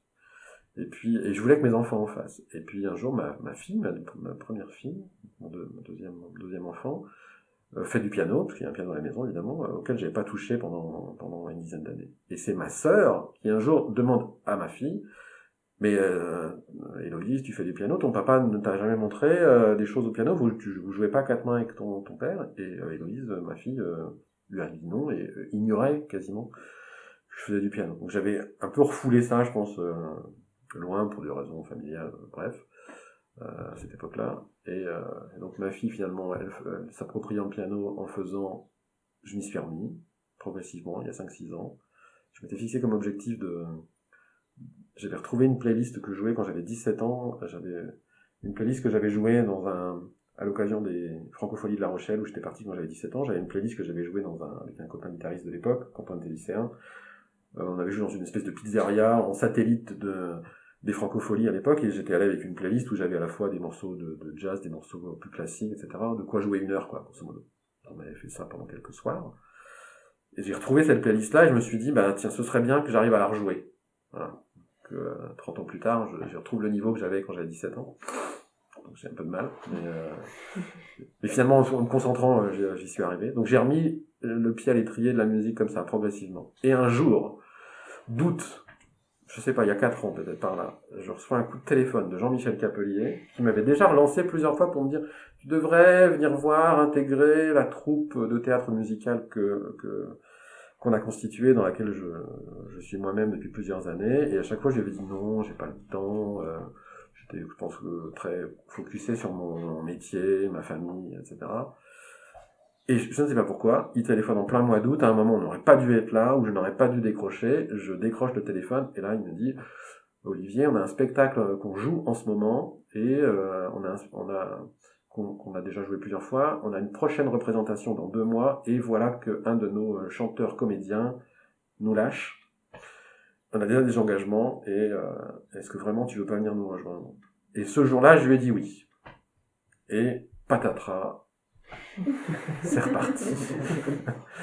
Voilà. Et donc j'ai intégré là une troupe qui qui tournait vraiment, hein, c'est un très très bon niveau. C'est une troupe carquefolienne, hein, donc vous entendrez parler, je pense, normalement, dans les mois à venir de nouveau.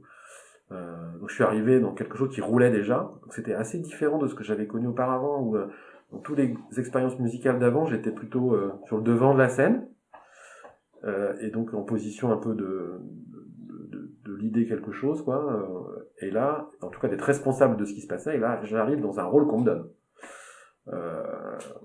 Bon, ça pouvait me convenir ou pas. Il se trouve que les gens que j'ai rencontrés à cette occasion-là, ce qui m'a beaucoup rassuré sur la faculté qu'on a encore de se faire des amis à 45-50 ans, des vrais amis, on peut encore rencontrer des gens qui deviennent très très importants pour vous. On n'a pas comme amis pour la vie que des gens qu'on rencontre à 25 ans, quoi, grosso modo, hein, aussi des gens qu'on rencontre au fil de l'eau. Donc on est devenus très liés, on s'est très vite rencontrés. Donc j'ai fait ce spectacle-là avec eux, ces représentations-là, et puis quand ils avaient décidé d'écrire un nouveau spectacle, je participe peu à l'écriture, voire pas d'ailleurs, et quand il y a eu un nouveau spectacle, ils ont relancé une nouvelle troupe et ils ont demandé si je voulais continuer l'aventure avec eux pour une nouvelle série, quoi. Et j'ai dit oui, nouvelle saison. Et donc c'est un spectacle qu'on a joué l'année dernière, juste avant le confinement, le 1er 2 février à la Fleurière, là pour le coup dans un environnement pro, quoi. C'est-à-dire avec des gens de la Fleurière qui sont des vrais pros, et parce que le spectacle d'avant que j'avais terminé avec Voix pour tous à l'époque, c'était on avait joué dans des salles des fêtes, bon, c'était moins professionnel, et là et eux avaient déjà joué à la Fleurière avant. Moi je commence le nouveau spectacle avec eux à la Fleurière, dans un environnement extraordinaire qu'on n'avait pas connu, que moi j'avais pas connu depuis Sélénite avec Jean-Michel, presque 15 ans plus tôt, quoi. Et là c'est différent parce que c'est pas que de la musique, c'est du théâtre musical, donc c'est des choses que j'avais jamais faites, le théâtre. Et c'est très plaisant aussi. En plus il y a une vraie écriture, hein, le metteur en scène qui écrit tout cela est très très talentueux aussi. Et ben, c'est une nouvelle expérience. Alors là avec le confinement c'est un peu chaotique. On a juste fait une fête de la musique improvisée l'année dernière, qu'on avait déjà fait l'année d'avant. Et puis, et là en ce moment, alors, moi j'ai pas encore accès à ça, mais Jean-Michel Capelli a transformé la salle de répète qu'on a chez lui, qu'il a aménagé chez lui en studio d'enregistrement, et donc les compositions de la troupe sont en train d'être enregistrées sur un mode professionnel, dans le sous-sol chez Jean-Michel, avec un ingénieur du son professionnel qui est celui qui nous suit quand on est sur scène.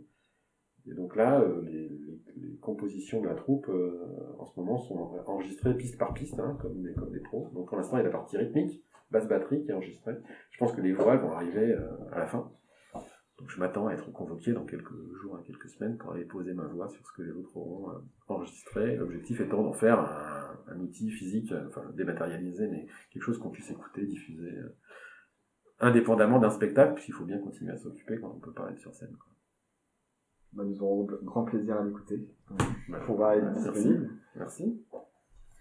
Donc maintenant, on va passer sur les questions des étudiants de Néris. Ah, c'est pas fini. Et non.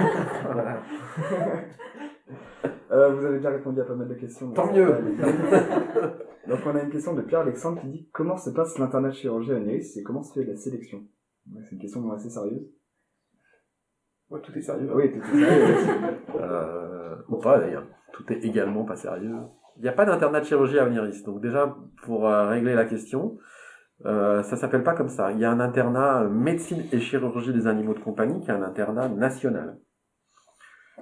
C'est le même internat dans les 4 écoles. Donc on accède à l'internat par concours. C'est donc l'internat public des 4 ONV, c'est diplômant. Ça donne un diplôme d'interne des écoles vétérinaires françaises en médecine et chirurgie des animaux de compagnie. C'est un prérequis pour rentrer dans les collèges de spécialisation européenne par la suite. Cette année d'internat, voilà, un prérequis pas absolu, hein, mais c'est quand même quelque chose d'important. Moi je trouve que c'est une vraie plus-value pour les gens qui veulent faire même de la médecine et de la chirurgie généraliste à un bon niveau. Parce que c'est une formation... vous êtes déjà vétérinaire quand vous êtes interne, donc il y a une partie de la formation qui est déjà digérée, ça aide vraiment à la digérer, à la recontextualiser, et puis c'est une formation par imprégnation, par compagnonnage. Et moi je trouve que l'internat public, et pas qu'à Nantes, hein, je pense que dans les 4 écoles véto françaises, c'est un vrai plus. Après en termes de débouchés, il faut que ça plaise aussi, hein, ça veut dire prolonger les études aussi d'une année. Donc comment ça se passe? C'est pas à moi qu'il faut poser la question, c'est aux internes qu'il faut vous demander comment ça se passe. Mais j'ai l'impression que ça se passe bien. En tout cas, je pense que alors vous avez une chance folle, hein, c'est que vous faites un métier dans lequel il n'y a pas de chômage. Hein, donc travaille ceux qui ont envie de travailler, quoi. Enfin, ne travaille pas ceux qui n'ont pas envie de travailler, grosso modo. Ou de faire autre chose, hein, j'entends.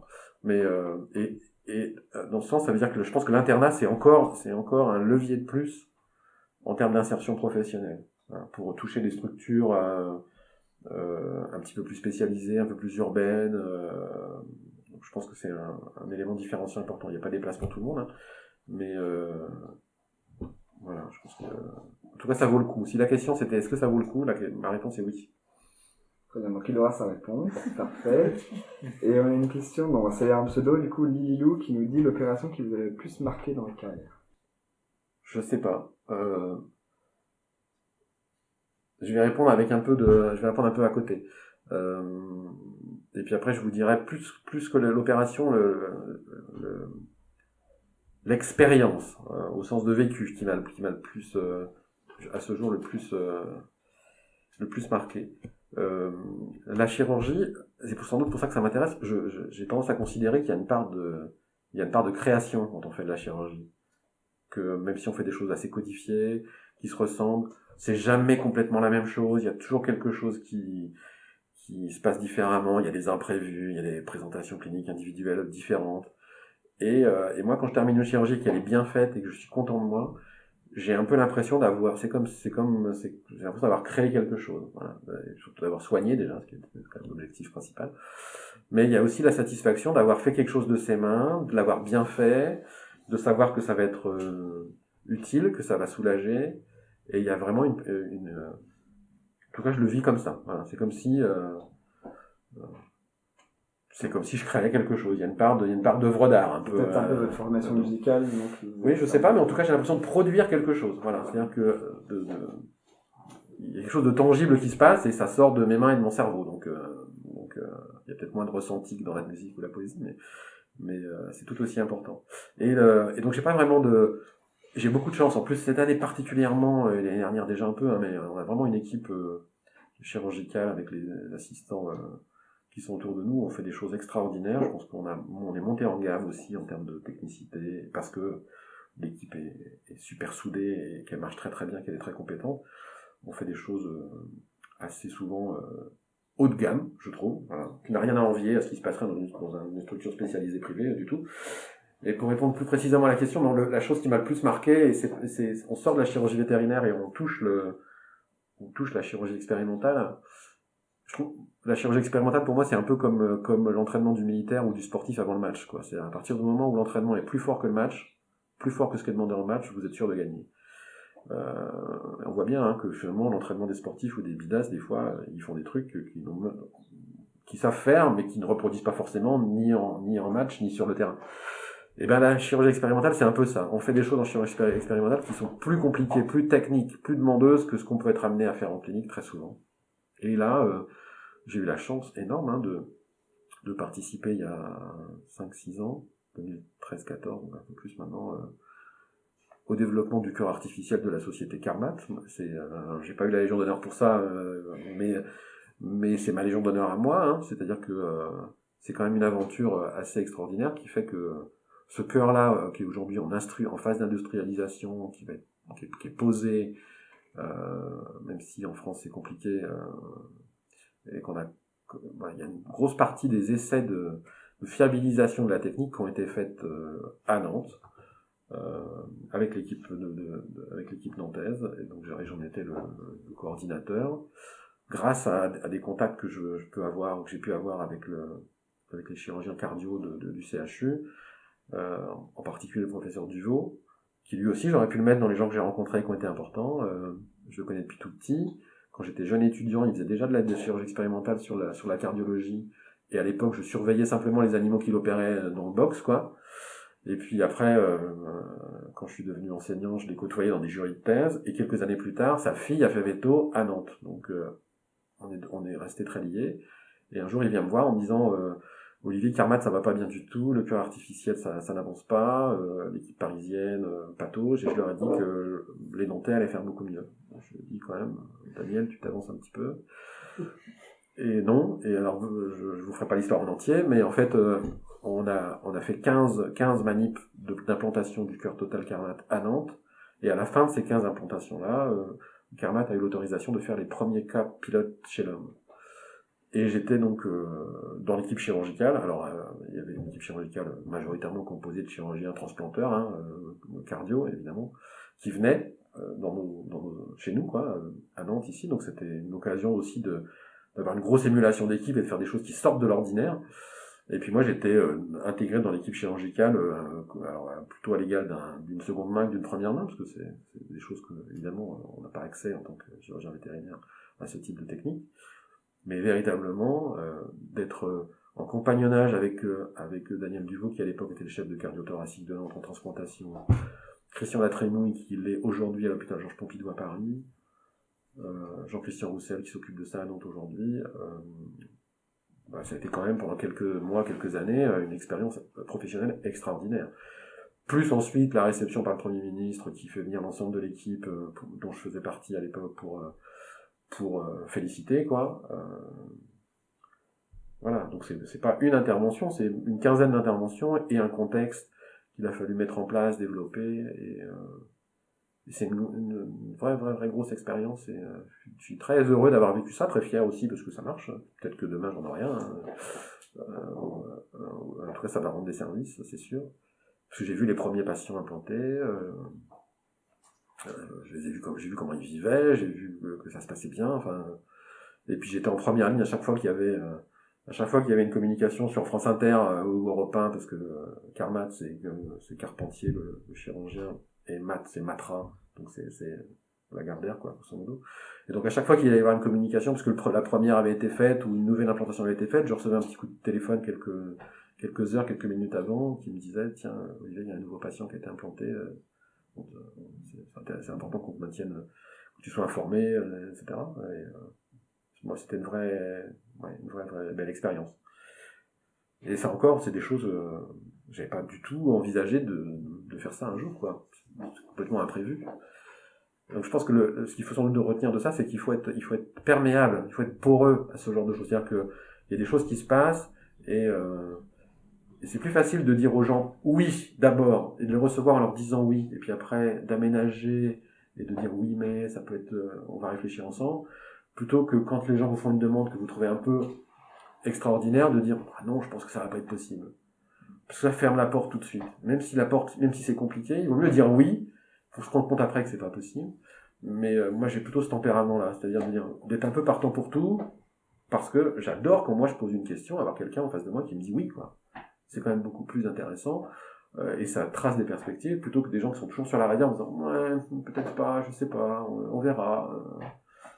Quand on dit oui d'emblée, ça lève les barrières, et derrière on travaille véritablement.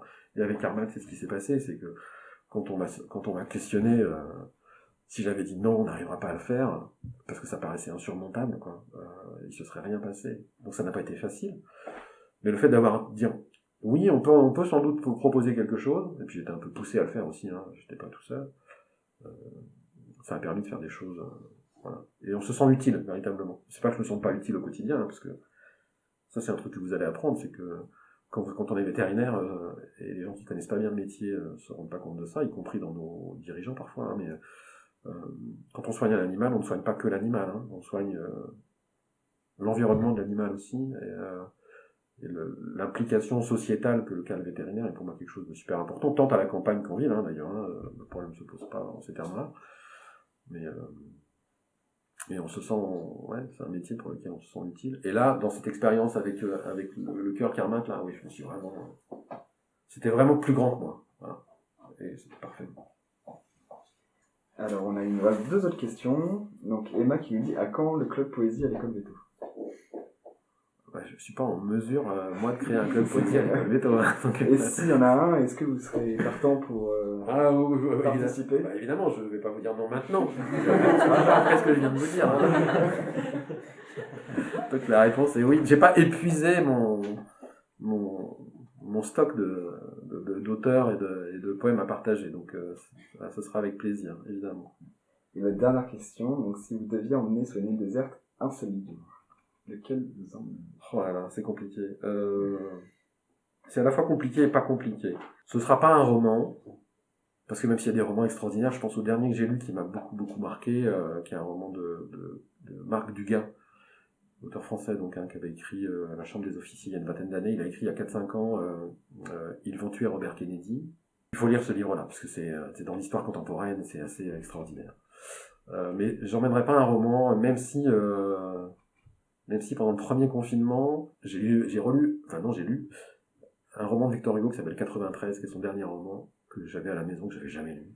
Et là, pour le coup, j'étais vraiment emmené dans la saga, dans l'histoire, etc. Mais j'emmènerai pas un roman, j'emmènerai un truc que j'ai dans mon sac tout le temps, encore là, ce matin. Ça peut paraître assez bateau, hein, et assez adolescent fleur bleue, mais je pense que les poésies d'Arthur Rimbaud, c'est le truc qu'il faut avoir avec soi tout le temps, en fait. Peut-être juste pour terminer, vous pourriez nous donner votre chanson du moment pour clôturer un peu, qu'on mettra à la fin du podcast pour clôturer un peu. Ouais, je peux vous la donner. Ouais. Bah allez-y. Chanteuse de jazz, canadienne, française, Mélodie Gardot. D'accord. Son dernier, elle a été confinée, j'ai entendu à la radio il y a pas trop longtemps, enfin je la suis depuis longtemps, hein, Mélodie Gardot, hein, c'est une espèce de Diana Krall, si vous connaissez Diana Krall, mais Mélodie Gardot, elle chante uniquement, elle est pas au piano, et puis voilà, puis elle est canadienne. Et là, dans son dernier album, il y a un duo avec Sting. D'accord. Elle a fait une version de luxe de son dernier album, où elle a rajouté quelques duos, et je sais plus comment ça s'appelle, mais Ça me fait. absolument. Et ben on la rajoutera à la fin du podcast. Voilà, Mélodie Gardot, Sting. Faut tout écouter de Mélodie Gardot, c'est juste. Bon, merci beaucoup pour cette interview. Grand plaisir. Merci à vous de m'avoir invité. Et on va finir ce podcast par le talent de la semaine, présenté par Camille. Oui, donc moi c'est ma première chronique que je viens faire ici, pourtant je suis là depuis le début, puisque je suis dans la team com du podcast, donc j'en profite pour faire mon boulot là tout de suite maintenant. Donc si vous n'avez toujours pas liké la page du podcast La Vie qu'on mène et que vous ne suivez pas le compte Instagram, je vous invite à le faire, tous les liens seront dans la barre de description. Mais donc moi là, donc j'avais envie de, pour cette nouvelle chronique talent de la semaine, j'avais envie de vous faire un peu voyager, de vous faire un peu oublier ce confinement qui nous empêche d'aller là où on veut. En vous partageant le travail de mon ami Emmanuel, que tout le monde appelle Denis, qui est photographe nature à ses heures perdues, donc passionné de photos et qui fait des photos de faune, de flore et de paysages. Et donc Manu, si tu veux bien, j'ai quelques questions à te poser pour que tu nous fasses découvrir ta passion. Donc la première question, c'est depuis combien de temps tu fais de la photo et comment ça t'est venu de faire de la photo? Alors déjà c'est assez compliqué parce que c'est venu très progressivement. J'ai commencé avec un tout petit appareil photo, je pense comme un peu tout le monde, avec un petit truc machin. C'était un petit appareil photo compact et j'étais une fois parti avec mes parents en Autriche. On faisait de la rando sur les petits chemins, c'était sympa. Et en fait, l'appareil photo que j'avais reçu, c'était un appareil photo avec un viseur, donc comme les gros appareils photo qu'on utilise, que les professionnels utilisent. Et c'était un truc un peu gadget quoi. Et du coup je me suis mis à regarder dans ce viseur et tout, et je trouvais ça hyper marrant. Et je me suis vraiment mis dans la peau d'un photographe à ce moment-là. Et c'est vraiment ça qui m'a permis de découvrir une passion à ce moment-là. Alors bon, à ce moment-là, quand j'ai démarré la photo, j'ai commencé à prendre un peu tout et n'importe quoi.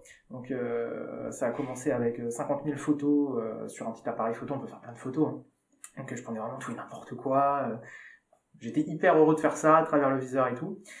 Et après je me suis dit, en rentrant de ce séjour, je me suis dit, c'est quand même vachement intéressant comme passion. Ça m'a vraiment passionné. Et comme dit, là, j'étais vraiment en Autriche, donc c'était du paysage en quelque sorte que je faisais.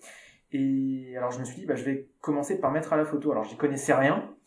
Alors j'ai commencé à découvrir vraiment la photo à travers les revues photos. Donc il y a différentes revues photos qui existent, Netimage, Imaginature.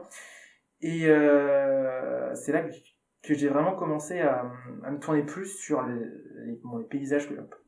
C'était vraiment bateau au départ, mais vraiment sur la photo de nature en général. Donc la flore, la faune. La flore, pourquoi la flore? Parce que c'est ce qui est le plus accessible quand on démarre la photo. Vous sortez dans votre jardin, il y a une petite pâquerette, machin, donc c'est assez abordable.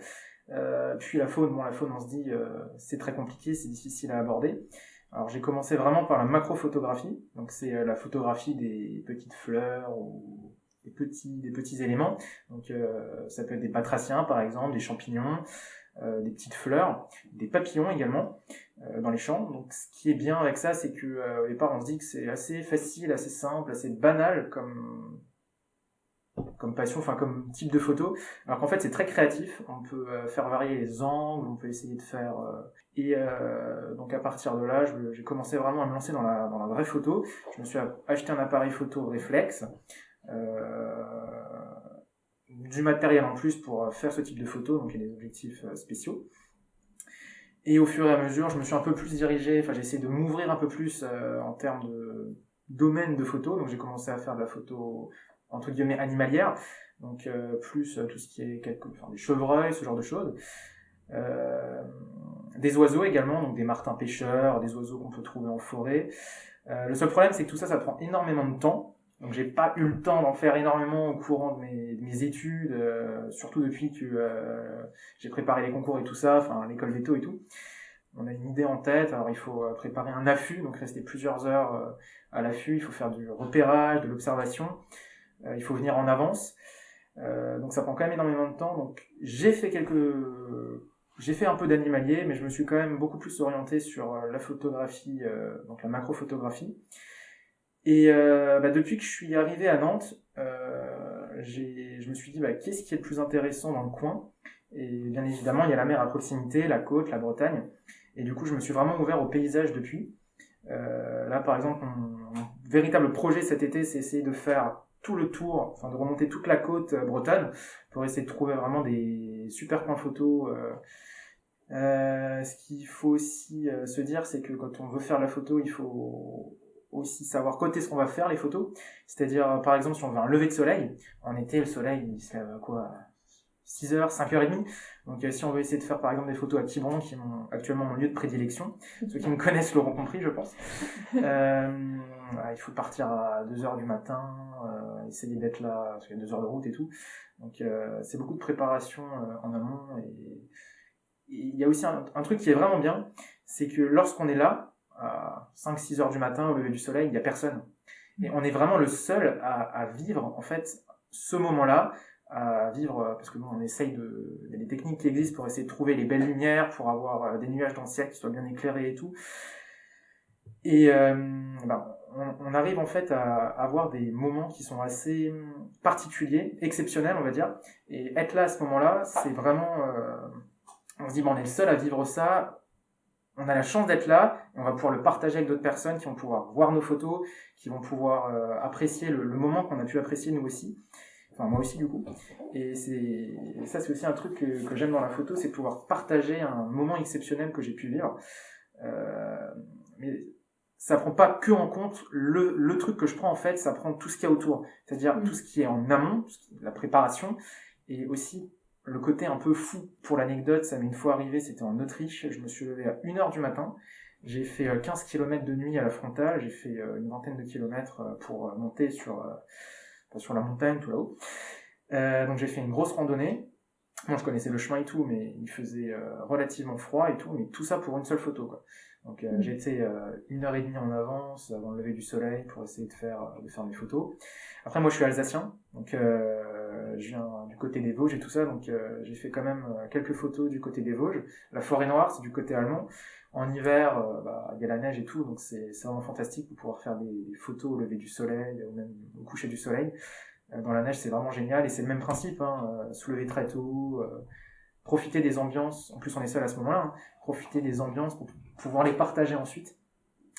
Et voilà, c'est vraiment le paysage, le dernier domaine que j'ai vraiment, dans lequel je me suis vraiment lancé les derniers temps. Oui, du coup, t'as appris vraiment tout seul, t'es en autodidacte complet? Alors, j'ai commencé au départ tout seul, vraiment tout seul à faire de la photo, pendant 1 an et demi. Puis je me suis retrouvé, il y a un pote à moi avec qui on est vraiment très très proches, avec qui on allait régulièrement faire des sorties en forêt à côté de chez moi. On faisait des sorties en vélo, on faisait les coups en forêt, enfin voilà, comme des gamins quoi. Et un jour, j'ai emmené mon appareil photo et ça lui a aussi fait germer la passion pour la photographie.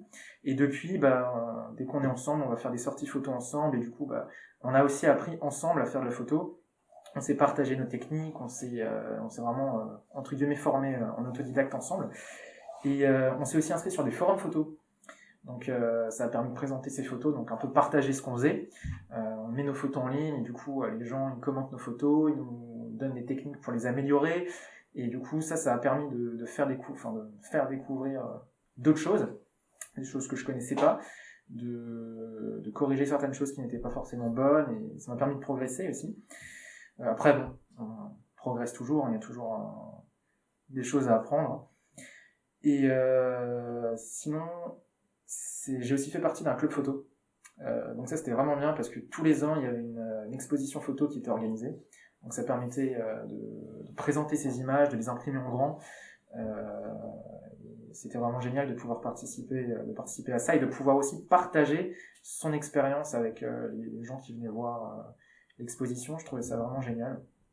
Et de pouvoir partager avec les gens qui viennent regarder l'exposition, nous-mêmes, même si c'est des gens qui s'y connaissent absolument pas en photo, qui peuvent nous donner des idées, qui peuvent nous dire « Ah, mais ça c'est bien, mais vous auriez pu faire ça comme ça aussi. » Là, ça peut donner des idées. Le fait de partager nos photos avec les gens, donc c'est aussi une manière de se former, entre guillemets. Ouais. Je trouve ça assez incroyable parce que du coup, je l'ai pas encore précisé, mais Manu a donc un site internet que vous pourrez retrouver, qui sera dans les informations du podcast, parce que du coup, tes photos, elles sont assez époustouflantes et c'est assez incroyable de voir que en autodidacte comme ça t'arrives à faire ce genre de choses. Ça ressemble à des photos professionnelles. Enfin moi je connais pas la photo professionnelle plus que ça, mais en tout cas donc surtout n'hésitez pas à aller voir le site si vous voulez vous évader quelque temps et apprécier les beaux paysages par lesquels t'es passé et toute la faune et la flore que t'as pu prendre en photo. Très bien, donc on va conclure ce podcast. Donc merci à vous tous d'être venus, d'avoir fait vos chroniques, et merci à vous, monsieur Gauthier. Merci à vous. Merci à vous tous qui nous écoutez, d'être aussi nombreux à écouter le podcast au fil des semaines. On a une moyenne d'une centaine d'écoutes par podcast. Donc ça fait même plus, oui, sur certains podcasts. Donc ça fait vraiment plaisir. Donc voilà, passez une excellente journée et à plus. Salut. Salut.